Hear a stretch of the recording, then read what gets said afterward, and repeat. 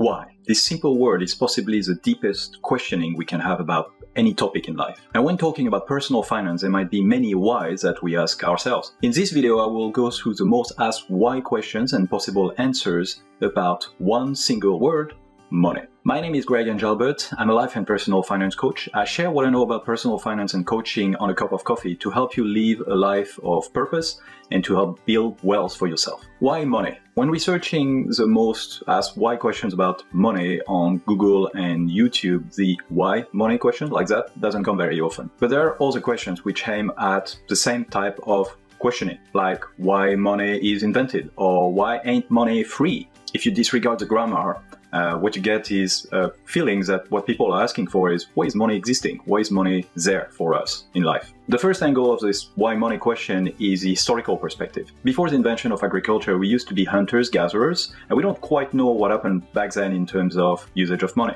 But the best clues we have shows that we were basically living with what we had at our disposal around us day to day. So that was all about limited consumption, and there might have been some inter-tribe or intra-tribe type of barter, but it must have been really limited because it was all about living day to day. The arrival of agriculture supported the need to settle down in villages and have people not moving around.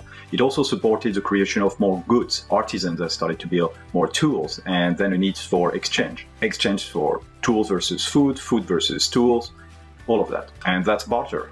As goods multiplied in variety, there was more and more of a need of being able to store the value of goods in a better way, particularly because some of the goods that you wanted to barter were not easily divisible. For instance, if you try to cut part of a cow, well, that makes the whole product more difficult to sell after. That's when multiple cultures across the world started to invent the usage of a different store of values than the goods that you were actually bartering, like using seashells, horns, big stones. There's been many different types of objects which have been used as a new store of value. That is a moment when people started to believe in the concept of value outside of the actual goods that you were exchanging. There are still some problems with this type of store of values. Some of them were not having a limited supply, which meant that progressively, if you could pick seashell on the beach, for instance, that meant that the supply was not limited. Others were not easily portable, like stones, or divisible, like whales' teeth that, it would be hard to actually cut in different parts. Their intrinsic value was not always clear, and also rulers, who were already existing at that time,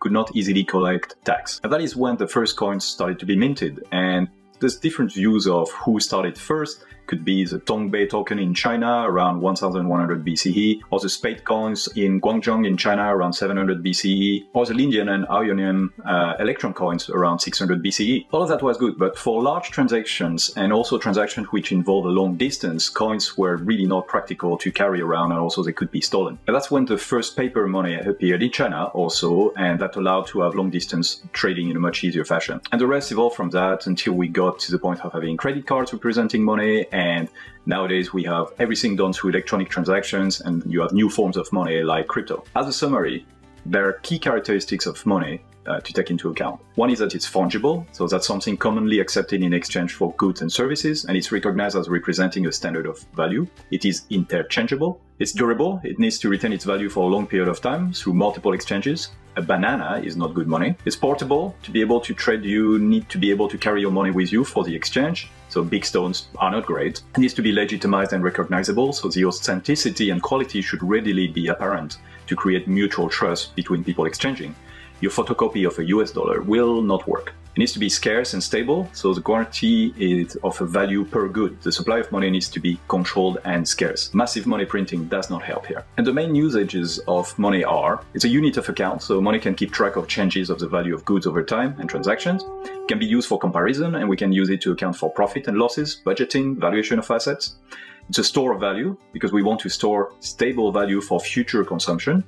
And it's a standard of deferred payment. We can use it to transfer value over different periods of time in the form of credit and debt. We have to remember that money is an abstract idea. It only exists in our mind, and it's something that we only trust because we have a collective faith about the value of money. And this faith depends on the solidity of the social contracts that we have around us. Do we believe that the institutions which are guaranteeing the value of the currencies that we use have The first thing is the economic performance that supports the value of that currency. And second, do they have the best interest in mind for us in terms of keeping the value of the currency? So why money? Well, essentially, history shows us it's because we want stuff, and we tend to want to have more stuff than the neighbor. So we needed a way of exchanging between those different goods and eventually exchanging ideas. And that's where money came in. And it's not only exchange, it's also the accumulation, which is where the concept of wealth comes in. Why money is everything? Now, that is a grand question. Another version of this question is why money is important. You probably see some overlap with the previous question about why money, so a lot of what has been said already is applicable to this question. So let's take a look at this from a purely personal perspective. So why is money important to me, to you? 73% of adults surveyed in the US last year have reported that money was their #1 source of stress. It is also reported as one of the top 5 reasons why married couples in the US divorce. The importance of money is very much about what we believe it can bring to our life, which means that the accumulation of money is life itself. That's quite stressful, if you ask me, because you always not have enough and therefore you keep running after it. For others, it can represent a way of finding a partner in life. It's based on the perceptions that money can actually help you find a proper mate. It's a way of reaching freedom, which is freedom from obligation that we have, so we can do whatever we want, buy whatever we want, and have the freedom to do whatever we want. Some believe it's a way to have more confidence, because if you have more money, it translates in their mind about having more power and therefore having the confidence that comes with that power. It's a way to reach happiness, because money equals happiness, maybe. And it's a way to have more time, because you can use your money to buy more time for yourself. I would like to believe that because of the way money was born in the first place, that money is very much a mean to an end. And an end means a goal that you have in life, the goals that you pick yourself to achieve some level of happiness, contentment, and peace in your life. And to be clear, it's one of the means that you have in life to be happy. It's not the only one. And if you feel like that you're not clear with your goals, then check out this video here and here that I've done a few weeks ago, which talks about how you can build some purposeful life goals in your life. Does this video resonate with you so far? So you know what to do, and also subscribe to the channel and put the notifications on if you want to receive every week content like this. Also make sure to check out the videos which are in the description about other YouTubers who are talking about the same concept that I'm talking about today. Why money can or cannot buy happiness? The debate rages on internet, doing videos, articles about whether money can or cannot buy happiness. On the can buy happiness camp, you have the following arguments. First, it's a lot about the reason listed for why money is important in the previous question. It is demonstrated that more money brings more happiness, less stress. There's been studies about this. It frees your time, as we've mentioned before, and you can basically buy the things that make you happy. It can buy happiness through helping others also. It's been demonstrated that if you buy gifts for others, you spend your money for others, it actually brings joy to yourself. On the money cannot buy happiness camp, we have the following argument. It's been demonstrated that past a range of $75,000 to $100,000 per year of revenues for someone, there is no change in perception of happiness with more money. Happiness depends on relationships, autonomy, which is your possibility to make your own choices, self-awareness, exercise, life experiences. So it's not really directly related to money. It is ordinary and unexpected moments in our lives that has been demonstrated to bring us joy. I like to take a middle ground here and agree with both in a way, and refer to videos that I did a few weeks ago that you can find here and here, where we talk about what brings happiness in life to you. As we mentioned before, money is a way for you to achieve your goals. But there is a certain quality to these goals that we need to take into account. If you look at Maslow's hierarchy of needs, which by the way is not a pyramid, he didn't create it as a pyramid, it's more something that comes together with different dimensions. All your life goals in one way or another will fit in one of those categories. So when we talk about, for instance, having $75,000 as a limit to say, okay, past that point, more money doesn't bring happiness.